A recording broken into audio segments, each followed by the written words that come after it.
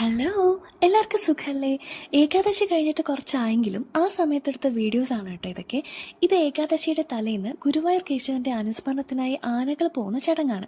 ഒരു ഏകാദശിയുടെ തലേന്നാണ് ഗുരുവായൂർ കേശവൻ ചരിഞ്ഞത്. അതിൽ പിന്നെ ഇങ്ങോട്ട് ആ ഏകാദശിയുടെ തലേന്ന് കേശവന്റെ പ്രതിമയിൽ ഘോഷയാത്രയായി പോയി മാല ചാർത്താറുണ്ട്.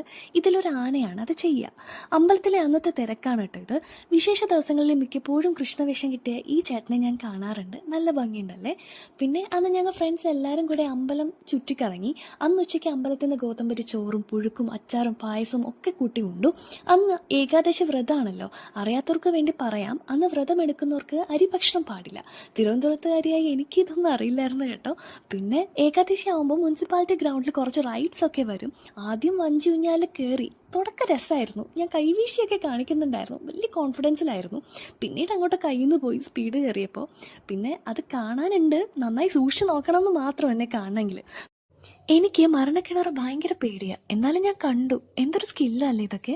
പിന്നെ ഉത്സവമാകുമ്പോൾ നമ്മൾ പലഹാരമൊക്കെ വാങ്ങണമല്ലോ. അതല്ലേ ഇത് അതിൻ്റെ ഒരു ഇതിത്. അപ്പോൾ പൊരി, മുറുക്ക്, കരിമ്പ് എന്നീ വക സാധനങ്ങൾ സഞ്ചിയിലാക്കിയിട്ട് തിരിച്ചു പോന്നു. അപ്പോൾ